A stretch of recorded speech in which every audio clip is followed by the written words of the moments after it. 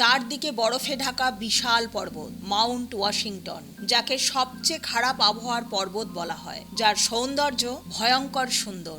আবহাওয়া খারাপ হয়ে গেলে সেই সৌন্দর্যই মৃত্যুর দরজা খুলে দিতে পারে। নমস্কার বন্ধুরা, আজ আপনাদের নিয়ে যাব এমন এক বাস্তব কাহিনীর ভেতর দিয়ে, যেখানে আছে সাহস, মনোবল আর মানবিকতার এক অবিশ্বাস্য লড়াই। আমরা যখন প্রকৃতির সামনে দাঁড়াই তখন বুঝতে পারি আমরা কতটা নগণ্য। একজন সাহসী মহিলা তার নিজের এবং আরও একজনের প্রাণকে নিয়ে ভয়ঙ্কর পাহাড়ি ঝড়ের ভিতরে আটকে গিয়ে কিভাবে ফিরে আসে, সেই গল্পই আজ আমরা শুনবো এবং দেখব।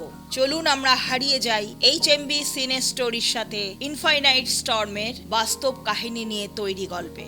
সিনেমা শুরু হয়। দূরে দেখা যায় একটা বাড়ি। বাড়িটায় বসবাস করেন প্যাম বেলস নামের একজন ভদ্রমহিলা। তিনি আমেরিকার নিউ হ্যাম্পশায়ারের একজন নার্স এবং পাশাপাশি একজন প্রশিক্ষিত পর্বতারোহী, তার সাথে গাইডও বটে। গাইড কাকে বলে? যারা পর্বতে আরোহণ করেন তাদেরকে পথ দেখিয়ে যারা নির্দিষ্ট গন্তব্যে পৌঁছে দেন তাদেরকেই পর্বতারোহী গাইড বলা হয়। অক্টোবরের এক সকালে প্যাম ঠিক করেন আজ মাউন্ট ওয়াশিংটনের চূড়ায় উঠবেন। কিন্তু সকালের রেডিওতে খবর শুনলেন যে আজ আবহাওয়া খুব একটা ভালো থাকবে না। কিন্তু খবরটা শোনার পরেও প্যাম খুব একটা চিন্তিত হলেন না, যেহেতু তিনি ঠিক করেছেন আজ মাউন্ট ওয়াশিংটনের চূড়ায় উঠবেন। সেই মতো তিনি তার সমস্ত কিছু জিনিসপত্র গুছিয়ে নিয়ে তার গাড়িতে করে রওনা দেন। প্যাম তার এক বন্ধুর রেস্টুরেন্টে যায়। বন্ধু প্যামকে একই কথা বলেন যে আজ যেহেতু আবহাওয়া খারাপ তাই তার পর্বতে না যাওয়াটাই ভালো। কিন্তু ওই যে প্যাম তো সিদ্ধান্ত নিয়েছেন তিনি আজকে যাবেনই, তাই কোনো রকম বন্ধুর কথা গ্রাহ্য না করে তিনি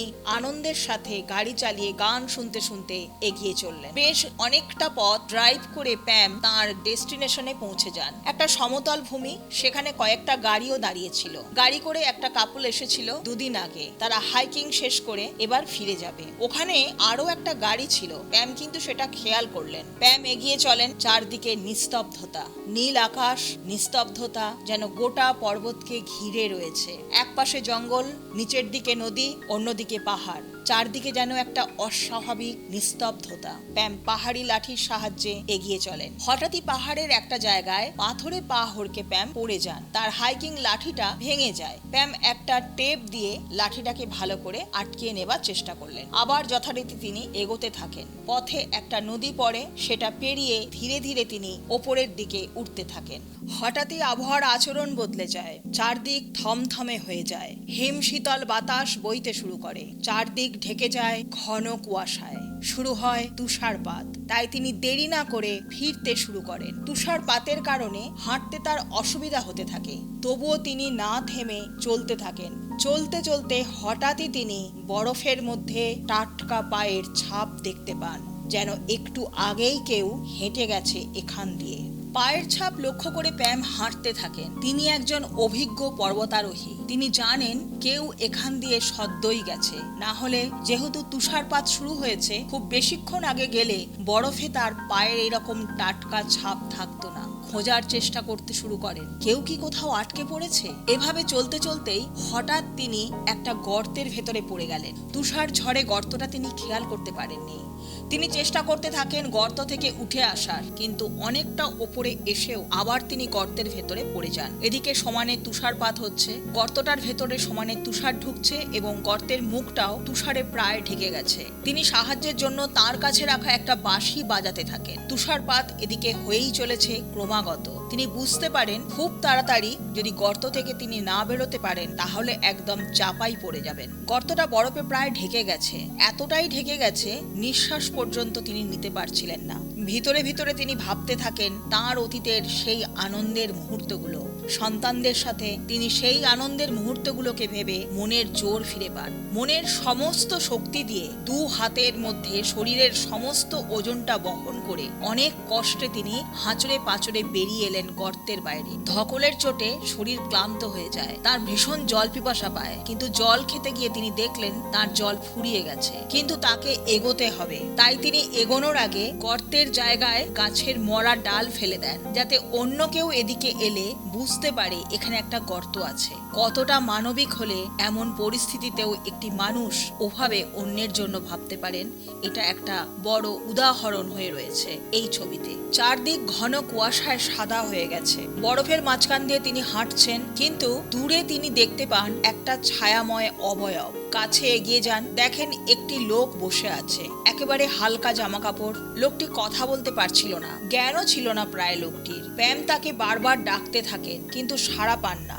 একটু ভয় পেয়ে যান, কিন্তু নিজের পেশাগত দায়িত্ব তাকে পিছিয়ে আসতে দেয় না, যেহেতু তিনি একজন নার্স। তিনি কাছে গিয়ে বলেন, তুমি ঠিক আছো? প্যাম নিজেই একটা নাম দেন, জন। জন বলে তিনি বারবার ডাকতে থাকেন। জনের জ্ঞান না থাকায় তার শরীর কন্ট্রোলের মধ্যে ছিল না। প্যাম জনকে শুইয়ে তার পা থেকে মোজা খুলে পাটা ঘষতে থাকেন, যাতে পাটা গরম হয় এবং জন শরীরে একটু আরাম পায়। জনের শরীর থেকে হালকা পোশাকগুলো তিনি খুলে ফেলে তার যে জ্যাকেট এবং টুপি সবটা তিনি জনকে পরিয়ে দেন, এবং তারপরে একটা কোল্ড প্রোটেক্টেড বস্তা তার ভেতরে জনকে তিনি ঢুকিয়ে দেন, যাতে কোনোভাবেই ঠান্ডা লাগতে না পারে। তুষারপাত ঝড়ের আকার ধারণ করে, সাদা কুয়াশায় ঢেকে যায় চারদিক। প্যাম এটুকু জানেন যে তাকে যত তাড়াতাড়ি সম্ভব সমতলে নামতে হবে। জনকে শক্ত করে ধরে হাঁটতে শুরু করলেন। জন চোখ খুলতে পারছিল না, কোনো ক্রমে জোর করে টেনে নিয়ে যাচ্ছিলেন প্যাম। জন ওখান থেকে কিছুতেই ফিরতেও চাইছিল না। মাথার টুপি বারবার খুলে ফেলছিল, কারণ সে কিছুতেই ফিরতে চায় না। কিন্তু প্যাম তাকে রেখে কিছুতেই ওখান থেকে ফিরেও আসবেন না। প্যাম এবং জন পাহাড়ি ঢাল বেয়ে আস্তে আস্তে নামতে থাকে। কিছুক্ষণ পর খেয়াল করে জন প্যামের থেকে কিছুটা দূরত্বে হয়ে গেছে, কারণ জন চাইছিল প্যামের সঙ্গে সমতলে না নেমে পাহাড়ের ওপরে উঠে যেতে। প্যাম তারপরেই দেখলেন জন ছুটে তার পাশ দিয়ে বেরিয়ে যায় এবং কিছুটা দূরে গিয়ে থেমে বলে যে আমি আর পারছি না, তুমি ফিরে যাও, আমি ফিরবো না। এই বলে জন সোজা সেখান থেকে একটা খাদের মধ্যে ঝাঁপ দেয়। প্যাম জন বলে চিৎকার করে ছুটে যায়, দেখে জন পড়ে আছে, তার একটা পা পাথরের ওপরে আটকে গেছে। পাটা নামিয়ে দিতেই জন চিৎকার করে ওঠে যন্ত্রণায়। সে প্রচন্ড ভাবে আফসোস করতে থাকে যে কেন সে মরলো না। সে বারবার চেষ্টা করছে মরে যাবার জন্য। জন খিদের চোটে বরফগুলো খেতে লাগলো, যা অত্যন্ত ক্ষতিকর। প্যাম বারণ করতে থাকে বারবার যে খালি পেটে ওভাবে বরফ খাওয়া উচিত নয়। কোনো ক্রমে জন লাঠিতে ভর দিয়ে প্যামের সাথে এগোতে থাকে। তারা ধীরে ধীরে নামতে থাকে নিচে। এক জায়গায় এসে দুজনেই দাঁড়িয়ে যায়। জন দাঁড়িয়ে থাকতে থাকতে আবার পড়ে যায় বরফে। তাকে ধরতে গিয়ে প্যামও খানিকটা পড়ে যায়, গড়িয়ে পড়ে নিচের দিকে। তবে তাতে তাদের খুব একটা ক্ষতি হয় না। জন যখন মরার জন্য ঝাঁপ দিয়েছিল তখন পাথরে তার পায়ের ক্ষত তৈরি হয়েছিল। সেই যন্ত্রণায় জন যেন আর কিছুতেই হাঁটতে পারছে না। তখন প্যাম তার পায়ের মোজা খুলে সেখানে একটু ওষুধ লাগিয়ে দেন এবং কয়েকটা পেন কিলারও খেতে দেন, সাথে খানিকটা গরম পানীয়। তাতে করে জনের শরীরটা একটু ভালো লাগবে। জন তখনও বলে যায় প্যাম যেন তাকে এখানে রেখে দিয়েই চলে যায়, কিন্তু প্যাম জানায় সে তাকে ছাড়া যাবে না এখান থেকে। জন মানসিকভাবে প্রচন্ড ভাঙা ছিল। তার ভেতরে যে কোনো কষ্ট লুকিয়ে আছে সেটা প্যাম বুঝতে পারছিল, যার কারণে সে কিছুতেই ফিরতে চাইছিল না, নিজেকে শেষ করতেই চাইছিল। পাহাড়ি জঙ্গলে আস্তে আস্তে সন্ধে নেমে আসছে। জন আর প্যাম এগিয়ে চলে। ঝড়ের কারণে চারদিকটা বরফে পুরোপুরি ঢেকে গেছে। জনের পা যন্ত্রণায় অসাড় অবস্থা হয়ে গেছিল, হাঁটতেই পারছিল না। তারা দুজনে একটা গাছের গোড়াকে ধরে ঢালের মধ্যে স্লিপ কেটে কেটে নামতে থাকে, যাতে পাটা খানিক বিশ্রাম পায়। এইভাবে তারা এগোতে এগোতে নদীর জলের শব্দ শুনতে পায়। তার মানে সমতল আর বেশি দূরে নেই। প্যাম তো নদী পার হতেই পারবে, কিন্তু জন কি করে পার হবে? জন একটা গাছকে আঁকড়ে ধরে আস্তে আস্তে নদীর ওপর দিয়ে যেতে লাগলো, কিন্তু কিছুটা যাবার পর হাত ফসকে জন জলের মধ্যে পড়ে যায়। নদীতে যথেষ্ট স্রোত ছিল। জন সেই স্রোতে ভেসে একটা ছোট খাদের মধ্যে পড়ে যায়। প্যাম উল্টো পারে হতাশ হয়ে বসে পড়ে, খুঁজতে থাকে জন জন বলে চিৎকার করে। প্যাম ভাবেন আর বোধহয় জনকে তিনি বাঁচাতে পারলেন না। চোখ দিয়ে তার জল বেরিয়ে আসে। হঠাৎ প্যাম কিছু একটা দেখতে পান। পাহাড়ের ধার বরাবর নদীর ধার দিয়ে তিনি এগোতে থাকেন। প্যাম দেখতে পান জনকে। জন স্রোতে ভেসে যেতে যেতেও কোনো রকমে তারই মধ্যে একটা পাথরকে আঁকড়ে ধরে তার ওপরে উঠে বসেছিল। তখন প্যাম জনকে জলের ভেতর দিয়ে কোনো রকমে ভাসিয়ে টেনে এগোতে থাকেন। প্যাম জনকে ধরে এগোতে থাকেন সমতলের দিকে। এইভাবে চলতে চলতেই হঠাৎই একটা গাড়িকে দেখতে পেল।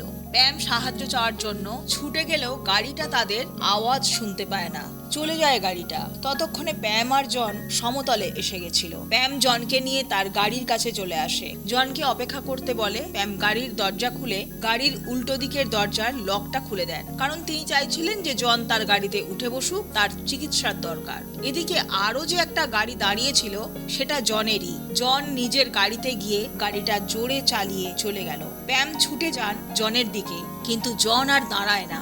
অবাক হয়ে যান ভীষণভাবে। এতটা রাস্তা প্রায় মৃত্যুর মুখ থেকে ফিরিয়ে নিয়ে নিজের সমস্ত শক্তি দিয়ে যাকে তিনি নিচে নামিয়ে আনলেন, সে এভাবে কেন চলে গেল? ঘড়িতে সময় তখন রাত 11:26। ক্লান্ত, হতাশ, বিধ্বস্ত প্যাম বাড়ি ফিরলেন। বাড়ি ফিরে খানিকক্ষণ তিনি থম হয়ে বসে রইলেন। তারপর খাবার খেতে খেতে কখনো তিনি হাসছেন, কখনো তিনি উদাস হয়ে যাচ্ছেন। একটা যেন মানসিক ট্রমা প্যামকে ঘিরে ধরেছে। স্নান করতে করতে প্যাম হাউ হাউ করে কেঁদে ফেলেন। একটা কষ্ট তাকে যেন আস্তে আস্তে চারদিক থেকে আষ্টে পিষ্টে জড়িয়ে ধরছে। প্যাম অতীতে ফিরে যান। তখনই আমরা দেখতে পাই যে তার সন্তানদেরকে কিভাবে হারিয়েছেন। অ্যাকচুয়ালি কোন একটি সকালে একটা দুর্ঘটনা ঘটে গ্যাস লিক করে। তার 2 সন্তান ঘরের মধ্যে ঘুমোচ্ছিল, কিন্তু প্যাম বাড়িতে থাকা সত্ত্বেও জানলাগুলো যেহেতু বন্ধ ছিল, তাই সন্তানদের তিনি বাঁচাতে পারেননি। তিনি সন্তানদেরকে দুহাতে বুকের মধ্যে আঁকড়ে ধরে কান্নায় ভেঙে পড়েছেন। এইভাবে তিনি সন্তানদের মৃত্যুর দিনের কথা মনে করলেন।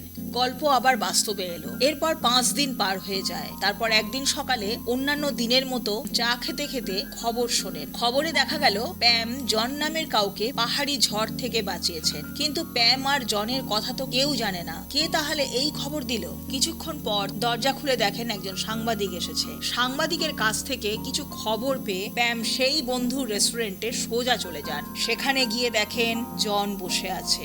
জন প্যামকে তার জ্যাকেট ফিরিয়ে দিল।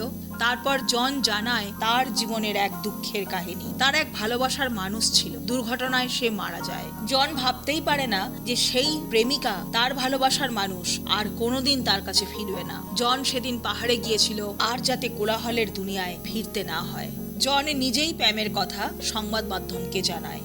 প্যাম সমস্তটা চুপ করে শুনলেন। তারপর তিনিও তার 2 সন্তানের দুর্ঘটনার কথা, সন্তানদের মৃত্যুর কথা সবটা তিনি জনের কাছে বললেন, এবং এটাও বললেন যে সেই যন্ত্রণা প্যামকে এখনো কুড়ে কুড়ে খায়। সে কিছুতেই ভুলতে পারে না তার সন্তানদের চোখের সামনে ওভাবে মৃত্যু, আর সেই যন্ত্রণা থেকে মুক্তি পেতেই তিনি পাহাড়ে যান। এভাবেই প্যাম তার শূন্য জীবনে বেঁচে থাকার একটা প্রেরণা পান। জনের সাথে প্যামের কনভারসেশন সেখানেই শেষ হয়। এরপর প্যাম তার সন্তানদের কথা মনে করতে করতে ফিরে যান আবার সেই পর্বতের চূড়ায়, সেই মাউন্ট ওয়াশিংটনের চূড়ায়, যা তাকে জীবনে এগিয়ে চলার প্রেরণা যোগায়। সিনেমাটি এখানেই শেষ হয়ে যায়। মরাল অফ দ্য স্টোরি আমরা কি দেখি? যত কঠিন পরিস্থিতি হোক, আশার আলো কখনো নেভে না। আর কখনো কখনো কাউকে বাঁচাতে গিয়ে আমরা নিজেরাও নতুন করে বাঁচতে শিখি। এই সত্যিকারের সাহসিকতার গল্প এবং স্বার্থহীন মানবিকতা ও ভালোবাসার গল্প যদি আপনাদের হৃদয় ছুঁয়ে যায়, তাহলে ভিডিওটিকে একটি লাইক এবং কমেন্ট করে চ্যানেলটিকে সাবস্ক্রাইব করে দেবেন। খুব তাড়াতাড়ি ফিরব নতুন কোনো গল্প নিয়ে। ততদিনের জন্য নিজেকে ভালোবাসুন এবং অন্য সবাইকে ভালোবাসুন, আর খুব খুব ভালো থাকুন।